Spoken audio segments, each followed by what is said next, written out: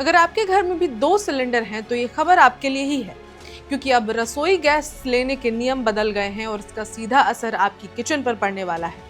खासकर double cylinder रखने वालों और उज्ज्वला योजना के तहत लाभ पाने वाले लाभार्थियों को विशेषकर इसका ध्यान रखना है।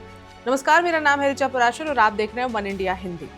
केंद्र सरकार के निर्देश पर तेल कंपनियों ने गैस आपूर्ति के नियमों में बड़ा बदलाव करने की तैयारी पूरी कर ली है। अब आप जब चाहें तब सिलेंडर बुक करके तुरंत नहीं ले पाएंगे, बल्कि इसके लिए तय समय सीमा का इंतजार करना होगा।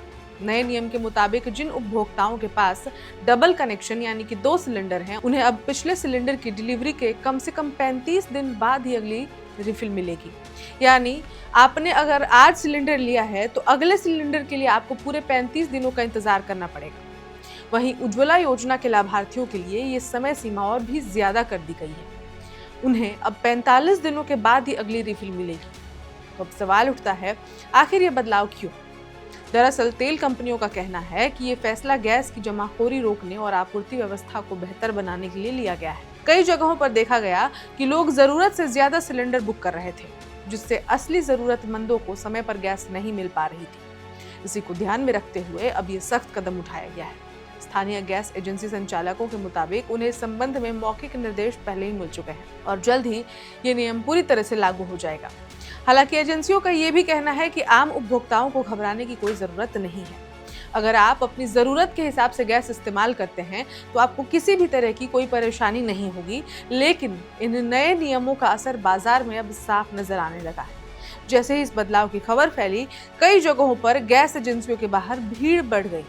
लोग जल्दी सिलेंडर बुक कराने के और उसको लेने के लिए पहुंचने लगे। सभी गैस एजेंसी में ऐसा ही नजारा देखने को मिला, जहां गैस पहुंचते ही उपभोक्ताओं की भीड़ उमड़ पड़ रही थी। एजेंसियों का कहना था कि फिलहाल सप्लाई सामान्य है और समय पर डिलीवरी दी जा रही है। वहीं दूसरी तरफ कुछ जगहों पर इसका उल्टा असर भी दिखाई पड़ा।